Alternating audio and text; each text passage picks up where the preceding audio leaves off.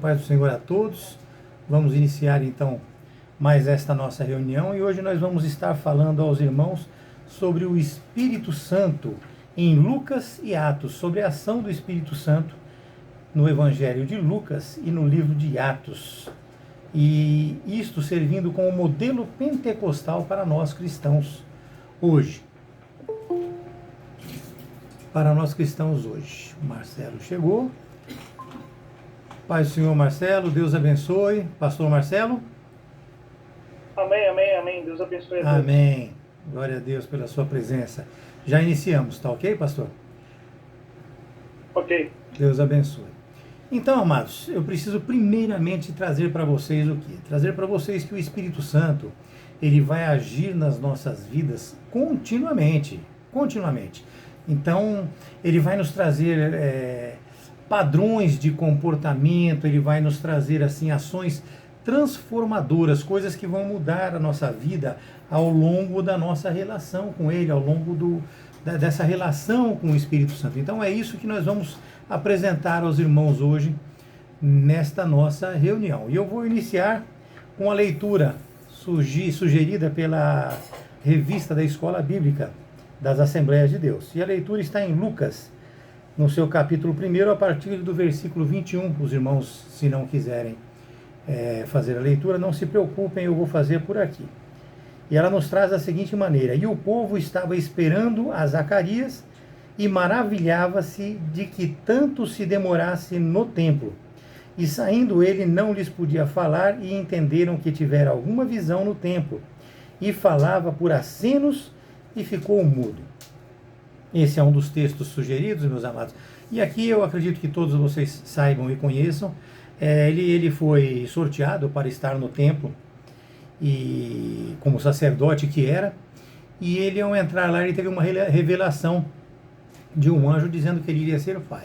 E ele teve dúvida com relação a isso, devido ao fato de que a sua esposa era estéril, ela não tinha a madre aberta, e eles já eram os dois de idade. E com isso o anjo falou para ele que ele ia sair de lá mudo e calado, até que se realizasse e se cumprisse a profecia estabelecida ali por ele.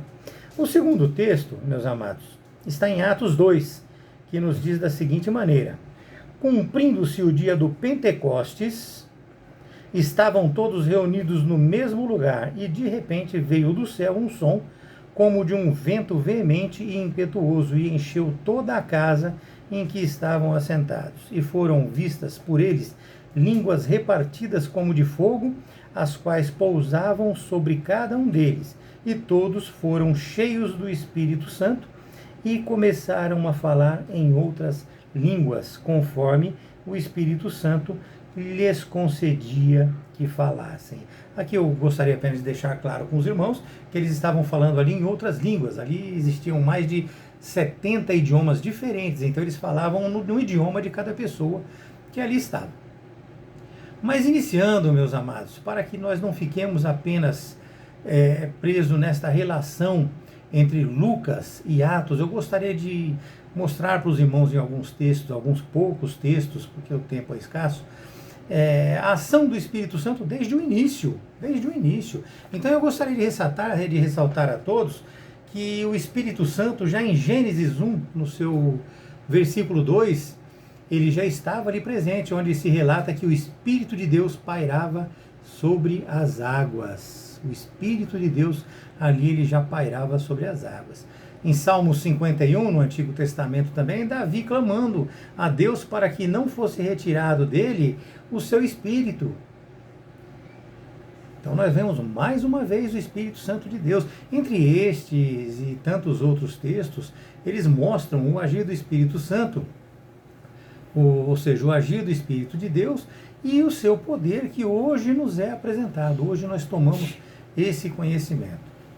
Nós precisamos entender, amados, que o propósito desta reunião que nós estamos tendo aqui hoje, o propósito desta reunião é mostrar a todos e destacar a ação do Espírito Santo na vida de Jesus Cristo em Lucas e na sua igreja, em Atos dos Apóstolos. Então nós estamos aqui trazendo para os irmãos a ação do Espírito Santo em Jesus Cristo e em Atos dos Apóstolos. Capacitando a igreja, que vem de Atos e vem até os nossos dias de hoje, a proclamar o Evangelho em continuação ao ministério de Jesus Cristo. O ministério dele foi esse, e da salvação, é claro, mas foi esse no sentido do que nós estamos tratando hoje. Então nós precisamos entender que nós estamos dando sequência ao ministério de Jesus, que é salvar. Eu vou anotar até vou mostrar aqui, Lucas 19:10 nos diz assim, pois o Filho do Homem veio para buscar e salvar aquele que estava perdido. Então este é o sentido que nós estamos dando hoje como entendimento para os irmãos. E para isso nós precisamos deixar claro algumas coisas sobre o próprio Lucas. Sobre o próprio Lucas, este que nos apresenta a ação do Espírito Santo em Cristo, na sua igreja e em cada um de nós, nos dando a certificação para que nós continuássemos o ministério de Jesus até o final dos tempos.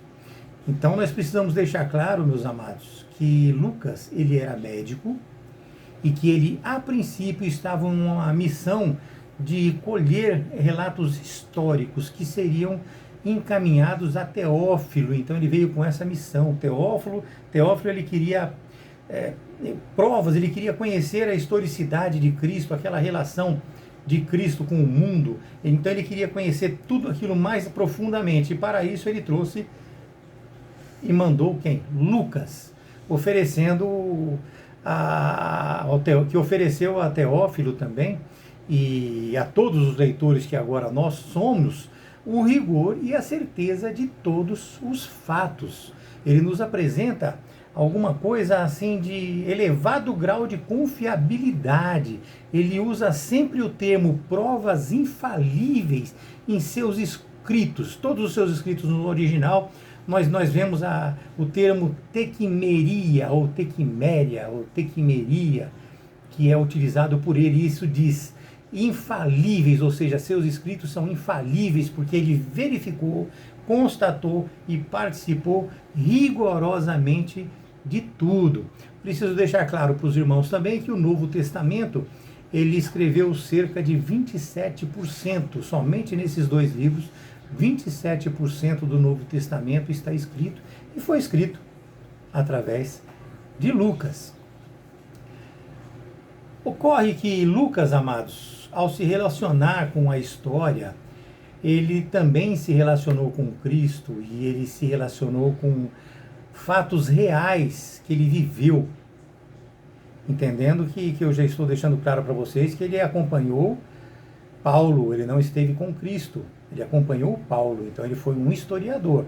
Então, quando eu falo que ele conviveu com Cristo, eu estou querendo dizer para os irmãos que ele conviveu com toda a realidade vivida por todas aquelas pessoas que com Cristo se relacionou. Então ele ouviu relatos ali contundentes, o que realmente mexeu com o seu coração, mexeu com a sua cabeça, mexeu com o seu crer. Nós estamos falando aqui de um médico, ou seja, de um cientista, uma pessoa que está acostumada a lidar com fatos, e não com sentimentos. Nós vemos até hoje muitos médicos aí, é lógico que alguns não, mas muitos médicos aí nós vemos hoje que eles são meio frios na hora de trazer um problema, são meio frios na hora de conversar com as pessoas que estão com problemas. Mas essa relação que ele teve com a historicidade de Cristo, com tudo aquilo que foi apresentado, e esses fatos reais trazidos a ele, o transformaram, mudaram totalmente o seu ser, colocando inclusive nele um termo que todos nós deveríamos ter conosco. O termo diz que ele foi chamado de o evangelista da oração. O evangelista da oração, pois no seu evangelho ele mostra que Jesus orou em cada decisão importante que ele tomava. Nós temos no livro de Atos aproximadamente 25 circunstâncias de orações apresentadas por ele, apresentado por Lucas. Lucas é só para voltar um pouco e apresentar para os irmãos que podem não conhecer. Ele escreveu o Evangelho de Lucas e escreveu Atos dos Apóstolos, dos apóstolos. Embora o seu Evangelho não tenha uma prova contundente de que foi ele que escreveu. Porém, tudo leva a crer que tenha sido ele.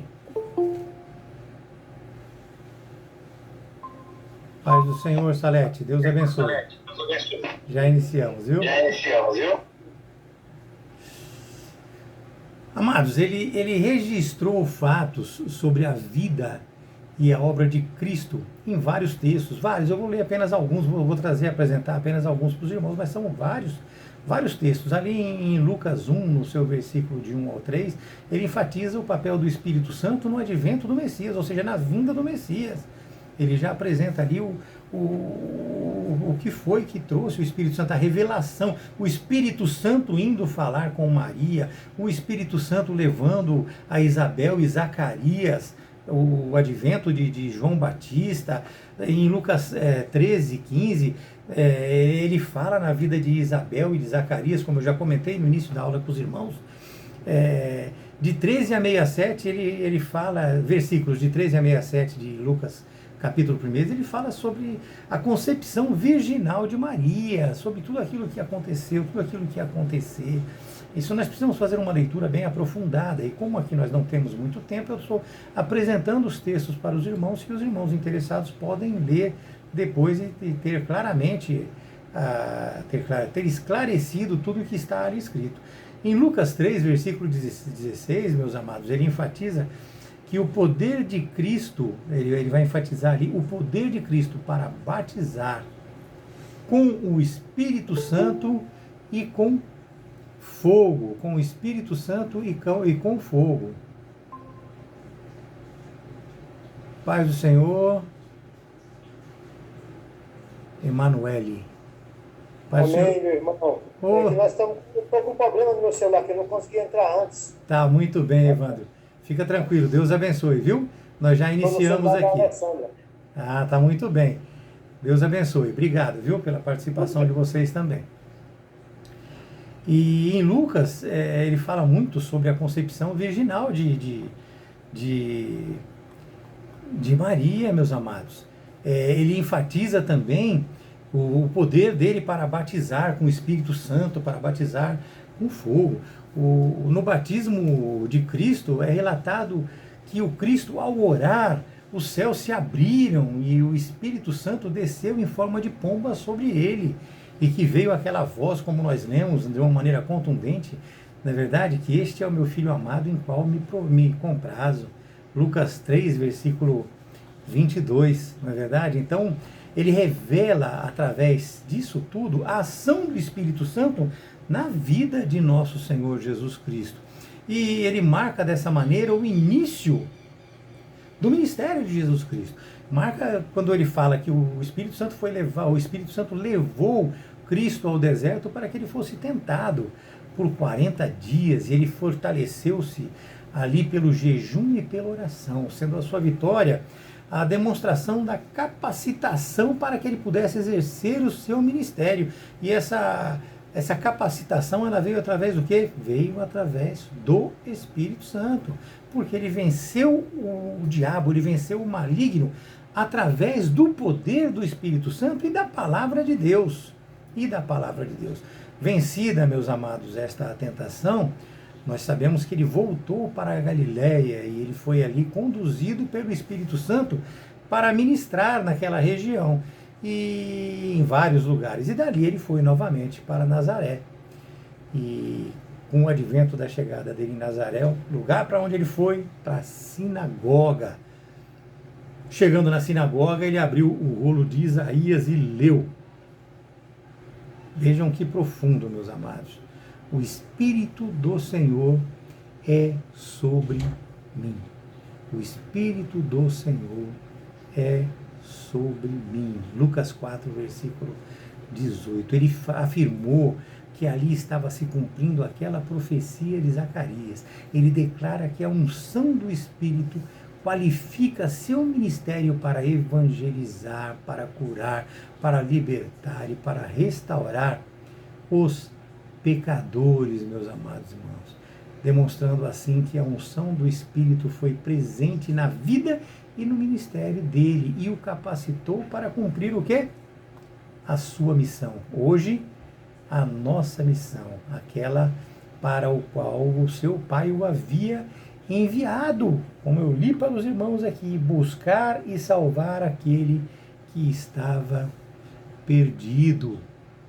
Buscar e salvar aquele que estava perdido. Em Atos, meus amados, nós já mudamos um pouco, porque ali Cristo já passa a instruir os seus discípulos, ele já passa a orientar os seus discípulos, e não obstante a isso, ele, após orientar, após explicar, após ensinar, ele pediu que eles esperassem pelo revestimento do Espírito Santo, que eles fossem a Jerusalém e esperassem ali o revestimento do Espírito Santo. Vocês viram que eu encurtei um pouco o todo, porque eu estou me relacionando aqui nesta aula com o Espírito Santo. Então, ali em Atos, mostra que ele instruiu os seus discípulos e que ele mandou que eles esperassem ali o revestimento do Espírito Santo. Amém? Deu para vocês entenderem? Então eu não pulei a história, eu estou buscando apenas demonstrar a relação dele com o Espírito Santo. E ali ele mostra para os seus apóstolos, para os seus discípulos, que esse revestimento do Espírito Santo era para quê? Era para a capacitação necessária para que eles pudessem evangelizar os povos. Atos 1, versículo 8 fala a respeito disso. Nós vemos ali que tinha 120 discípulos que voltaram para Jerusalém. Vocês vejam, eram mais de 500 discípulos e apenas 120 voltaram para Jerusalém. E ali esses 120 aguardaram em oração este revestimento do poder.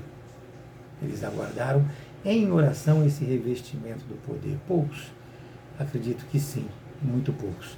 Mas o suficiente, porque hoje nós estamos aqui. Hoje nós estamos aqui. Então foram poucos, mas foram o suficiente. Foram os que tiveram sobre si verdadeiramente a união com o Espírito Santo. Eles realmente receberam aquilo, trataram e partiram para isso. Ficou ali naquele dia registrado, meus amados, a continuação da obra de Jesus Cristo. Já há 50 dias havia Cristo ascendido aos céus e ficou ali registrado então o início, o partir, o começo daquela missão que foi dada por Cristo aos seus discípulos e que é apresentada a nós também, porque existe a continuidade. Então, ali ficou registrado, no dia do Pentecostes, ficou registrada essa continuação, essa dedicação que nós temos que ter, que eles tiveram, para que pudéssemos, capacitados pelo Espírito Santo, cumprir o ídolo do Senhor. Por meio dos seus discípulos, nós estamos aqui hoje. O texto de Joel 2, no versículo 22, ele foi cumprido naquele dia, onde os seus discípulos foram cheios do Espírito e falaram em outras línguas. Para deixar claro para os irmãos, naquele momento e naquele dia, tinham pessoas ali, num total, eu acredito que um pouco mais de 70 idiomas ou dialetos que eram faladas naquela época, e os discípulos estavam ali falando, cada um em um dialeto diferente, cada um em uma língua diferente. Então, aquilo que havia surgido, aquilo que havia sido apresentado a eles, ela continua para todos nós, para todos os povos, para todos os salvos em Cristo Jesus. Então nós, meus amados irmãos, nós recebemos da mesma maneira que eles receberam ali o Espírito Santo, o poder do Espírito Santo. Nós que aqui estamos hoje, nós recebemos esse poder e nós podemos falar sim sobre Cristo, falar sobre a sua vinda, falar sobre a sua volta, falar que Ele vive, que Ele é na nossa vida, que nós somos tratados por Ele, que Ele busca de uma maneira fervorosa a cada um, porque a sua missão foi buscar e resgatar aqueles que necessitam.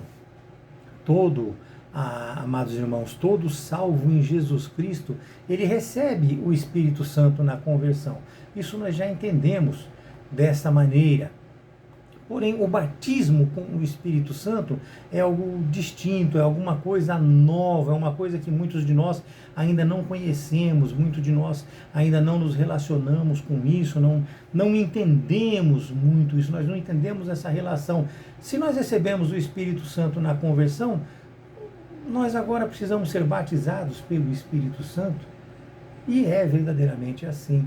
Nós já temos o Espírito Santo dentro de nós. Nós já passamos a ser abastecidos pelos frutos do Espírito, pelos ensinamentos do Espírito Santo de Cristo na nossa vida. Nós já passamos a viver e a conviver com isso. Agora nós precisamos cada dia buscar mais. Nós precisamos cada dia nos envolvermos mais. Nós precisamos cada dia estarmos mais envolvidos com tudo isso e buscando mais e mais. E aí vai nos ser acrescentados, meus amados, com certeza, dons como dons de profecia, dons de cura. Amados, diversos dons nos serão acrescentados, dom de falar línguas estranhas, isso nos será acrescentado. Nós não precisamos estar aqui angustiados por estarmos ausentes no sentido de falarmos em línguas, de orar e curar, de profetizar. Nós não precisamos estar aqui angustiados na busca disso, mas nós precisamos buscar continuamente, porque a palavra de Deus diz que Ele dará a cada um de acordo com aquilo que Ele quer. Pode ser que não seja a nossa missão curar, a minha missão curar, pode ser que não seja a sua missão falar em línguas, pode ser, e assim nós vamos sucessivamente vivendo este algo novo, esta relação nova com esse batizar com o Espírito Santo. No Pentecostes, eles foram levados a falar idiomas e dialetos. Então ali não é o falar em línguas. Já em Atos 2, no versículo 4, ali em Cesareia, com o centurião, eles falaram em línguas de anjos, ou seja, para nós as línguas estranhas, na verdade. Na plenitude do Espírito, ela não se restringe aos apóstolos, mas ela está amplamente entregue a cada um dos santos, salvos em Cristo, meus amados. Nós não podemos esquecer disso, que essa plenitude, ela se relaciona comigo, ela se relaciona com você.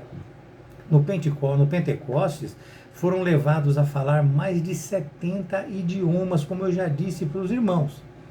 Em Atos, eles falaram em línguas estranhas. A plenitude do Espírito, ela não está restrita àqueles apóstolos, não está restrita àquela época, ela está amplamente entregue a cada um dos santos salvos em Cristo. Repetir para os irmãos entenderem bem, e isso vai, amados, sequencialmente até o grande e glorioso dia do Senhor, até o grande e glorioso dia do Senhor. Portanto, meus amados, Lucas, ele descreve a capacitação do Espírito Santo no ministério de Jesus e no ministério da igreja, desde Atos dos Apóstolos, ou seja, desde 70 depois de Cristo, 60 depois de Cristo, 50 depois de Cristo, que foram a época desses escritos, ou seja, depois da ressurreição de Cristo, nós recebemos a missão de pregarmos o Evangelho, de cumprirmos o ID do Senhor, de estarmos de uma maneira concreta e real envolvidos com isto, eu e você que está me ouvindo agora. E este poder, ele não é apresentado para nós, assim, para salvação, como eu vou explicar isso para os irmãos agora. Muitas pessoas acham que porque a pessoa é profeta, ou porque a pessoa fala muito em línguas, ou porque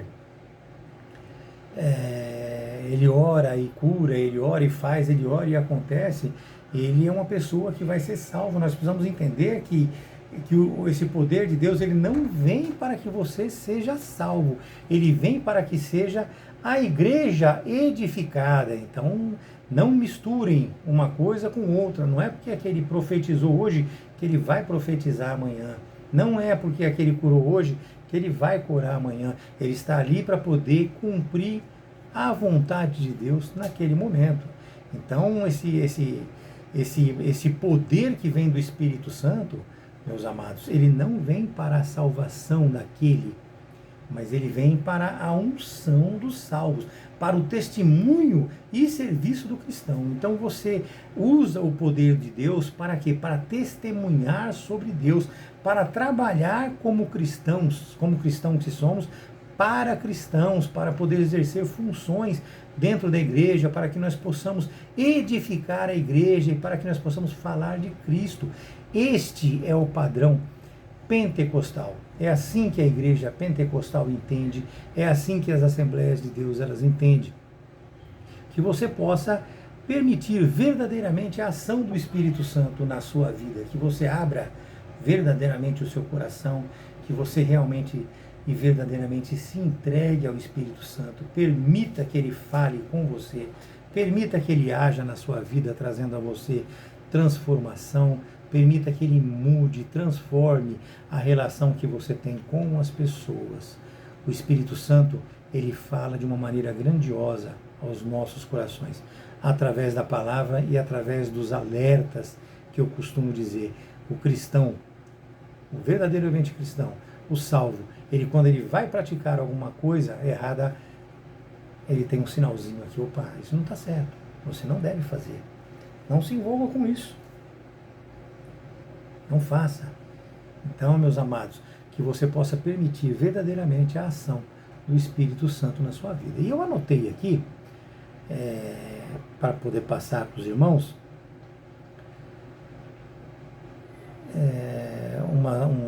um texto que eu gostaria de fazer a leitura aqui.